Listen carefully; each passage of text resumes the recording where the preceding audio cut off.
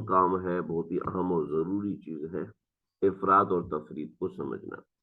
دیکھیں جی، افراط اور تفریط اس مسئلے میں بہت ساری ہے۔ ہمارے چند دیندار لوگ ایسے ہوتے ہیں جو کہ ایسے لوگوں کے لیے بہت ایسا اکرام کرتے ہیں، وہ اس چیز کا شکار ہو جاتے ہیں کہ ان کا لحاظ کرتے کرتے کرتے کرتے کرتے وہ لوگ دین کے اصولوں کو توڑ دیتے ہیں۔ مثلا کسی کو دین کے قریب لانے کے لیے حرام بھی کھا لیتے ہیں، کسی کو دین کے قریب لانے کے لیے حرام کاری کا شکار بھی ہو جاتے ہیں، کسی کو دین کے قریب لانے کے لیے بہت سے ایسے معاملات کر بیٹھتے ہیں جو کہ شریعت میں ممنوع ہیں، میں منع کیا گیا ہے۔ ہم ایسی رواداری نہیں کر سکتے، ہم ایسی رواداری کرنے کی قطعاً اجازت نہیں ہے کہ ہم دین کے اصول توڑیں، ہم دین کے معاملات کو ہٹائیں، ہم دین کے معاملات سے اپنے آپ کو گرائیں۔ چنانچہ ایسا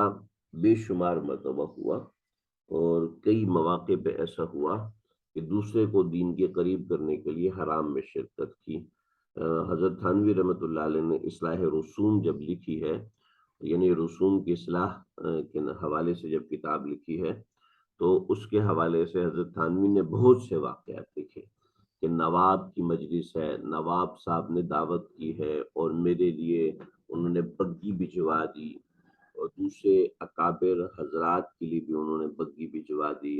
اور ایسا ہے ویسا ہے۔ اور میں نے جب جانے سے انکار کیا تو پھر کیا ہوا، تو میں بگی میں بیٹھ گیا اور ایک جگہ پر میں نے کہا کہ تم چلو، میں اپنی ترتیب سے آؤں گا۔ چنانچہ ان کو میں نے بھگایا، اور خود جب میں دروازے پہ نواب صاحب کی حویلی کے دروازے پر اترا ہوں، تو یہ معاملات دیکھنے کو ملے کہ فلاں دیندار، فلاں شخص اور فلاں بندہ بھی وہاں پر موجود تھا۔ میں یہاں تفصیل میں نہیں جانا چاہتا۔ ایسے ہی بعض مرتبہ کچھ لوگ ایسے ہوتے ہیں جو مالدار ہوتے ہیں، چندہ بھی دیتے ہیں، آپ کا مدرسہ چلاتے ہیں، ان کی خوشنودی کے لیے بہت سے ایسے کام کیے جاتے ہیں، ان کو خوش کرنے کے لیے بہت سی ایسی چیزیں کی جاتی ہیں جو کہ خلاف شرع ہو جاتی ہیں۔ بطور مثال انہوں نے کسی شادی میں بلا لیا، آپ اس میں جا کے شریک ہو گئے، کیوں جی سیٹھ صاحب نے کہا ہے اگر ہم نہیں جائیں گے تو ظاہری بات ہے ہمارے مدرسے کو چندہ نہیں ملے گا۔ ابھی میں کہہ تو رہا ہوں، مجھے کہنا تو آسان ہے، لیکن میں جانتا ہوں کہ مدرسے کے نظم و نسق انسان چلانے کے لیے ایسی حرکتیں کر جاتا ہے۔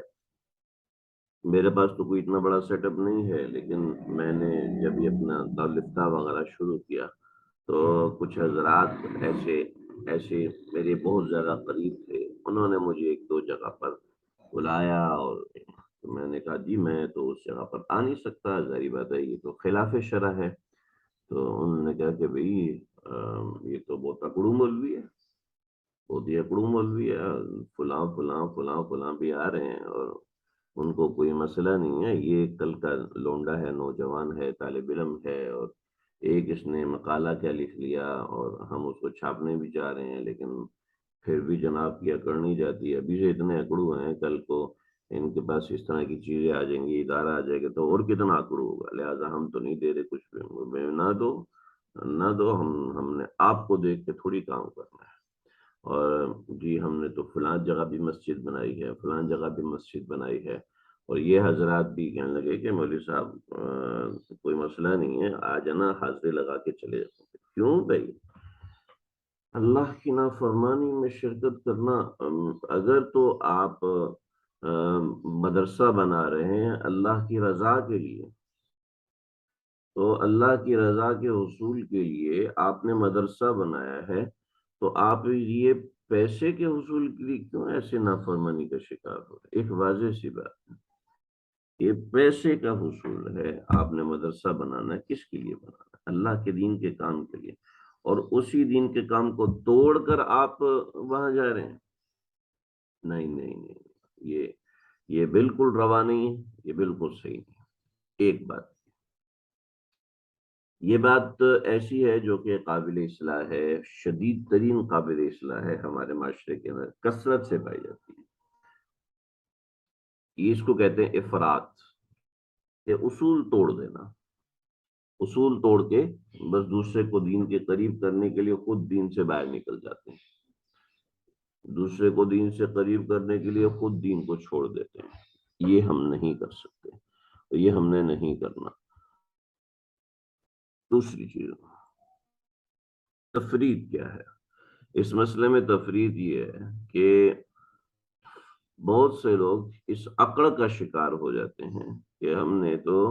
یہ کام کرنا ہے، اور اس میں وہ اتنے ریجڈ ہو جاتے ہیں کہ دوسرے کو حقیر اور گھٹیا سمجھنے لگتے ہیں، دوسرے کو کمتر اور نالائق سمجھنے لگتے ہیں، اور خود اپنی ان چیزوں کو بڑے فخر سے بیان کرتے ہیں۔ یہ ہے تفرید۔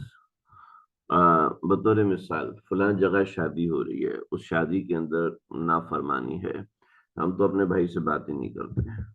میں تو اپنی بہن سے بات ہی نہیں کرتی، نہ میں اپنے بہن کی شادی میں شریک ہوتی ہوں، نہ میں اپنے بھائیوں کی شادی میں شریک ہوتی ہوں۔ میں نے کہا ٹھیک ہے، آپ ماشاءاللہ بہت بڑا آپ کا جذبہ ہے اور بہت اعلیٰ آپ کی سوچ ہے، ماشاءاللہ، اللہ تعالیٰ آپ کو خوش رکھے، لیکن مجھے بتائیں میری سوچ اس سے مختلف ہے۔ کیا ہے کہ آپ اپنے بہن بھائی سب کو باری باری 5 10 مرتبہ فون کرو، بہن بھائیوں کے گروپ میں میسج ڈالو کہ بھئی اللہ کے واسطے میں نے شریک ہونا ہے، آپ لوگ یہ نافرمانی کر رہے ہیں، اس کی وجہ سے میں شریک نہیں ہو پا رہی، آپ برائے مہربانی یہ نہ کریں،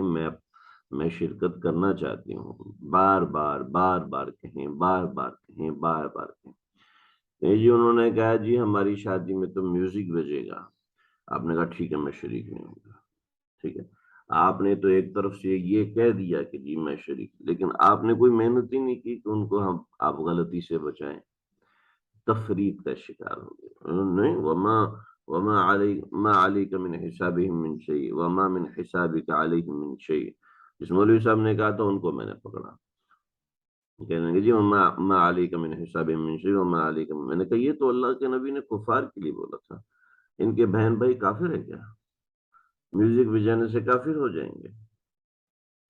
دیکھو کیا مطلب ہے آپ کا، یعنی یہ شریک ہو جائیں؟ میں نے کب کا شریک ہو جائیں؟ میں نے کہا ایٹ لیسٹ کچھ محنت تو کرواؤ بھائی، جہاں دیکھا ایسے ہاں بس ٹھیک ہم نہیں آئیں گے، مطلب آپ کے پاس تو بہت پیسہ آ گیا، آپ کے پاس بڑی شان بن گئی آپ کی، بہن بھائیوں کی منتیں نہیں کر سکتے، بہن بھائیوں سے بار بار بات نہیں کر سکتے، کرنی چاہیے۔ تو ہمارا معاشرہ اس میں افراط و تفریط کا شکار ہے۔ میرے پاس شاید الفاظ نہیں سمجھ میں آ رہے کہ میں آپ کو اور اچھے سے سمجھاؤں، شاید آپ کی بات سمجھ میں آ گئی۔